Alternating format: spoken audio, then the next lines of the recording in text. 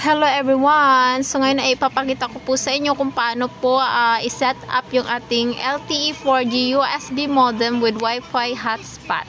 So yan po ay nabili ko online. And dahil nga yung cellphone ang ginagamit namin at umiinit nga siya, so bumili ako niyan para hindi masira yung ating gadget. And nakita nyo naman, umaandar yung TV at nakakonect siya dyan. So marami tayong pwedeng i-connect dyan. 8 to 10 device po ang pwedeng i-connect dyan sa ating hotspot na yan. So very useful po siya. Ayan, kita mo naman yung TV, gumagana po siya ng maayos. So, malakas po yung signal niya. And ngayon, ito na nga, i-set up na natin para may guide po kayo, no? Buksan lang po natin siya sa likod. Ayan po, buksan mo sa likod para mailagay mo yung iyong SIM card. So, make sure po, bago mo ilagay yung iyong SIM card dyan, ay i-register mo muna ng unlimited sa iyong phone. So, akin kasi is naka-unlimited. Good for 1 month po yan.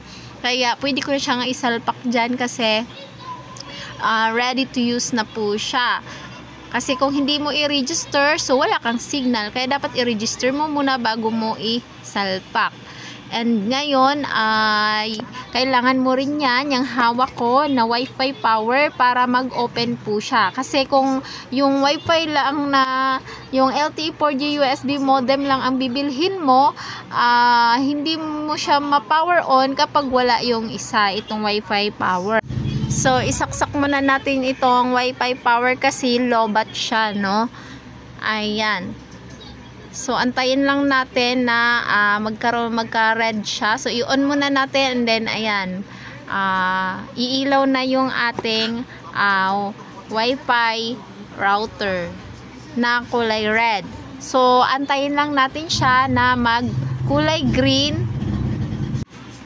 At ngayon nga ay kulay green na yung kanyang router. So, pwede na nating i-connect yung ating cellphone. So, meron po siyang kasamang manual, kaya basahin muna lang. And, pwede mo rin siyang palitan ng password. Yung sarili mo ng password. Okay?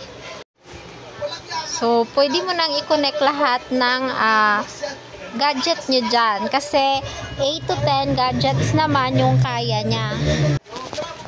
At dahil nga may nakakonect ng gadget, so nakita nyo yung router niya, nagbi-blink-blink siya, so kulay green and blue. Ayan, ibig sabihin may nakakonect ng gadget kapag ganyan yung kulay niya. Stable na po yung kanyang signal. So, para po sa mga gustong bumili niyan, so pwede po kayo mag-order doon sa Shopee, TikTok, or Lazada kung aling shopping app yung ginagamit nyo.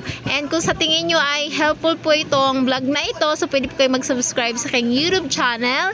And huwag kalimutang mag-hit sa notification bell para updated kayo palagi sa aking mga upload. At hanggang dito na lang po. Sana'y nakatulong po ako sa inyo. And maraming salamat po sa panunood. And God bless po.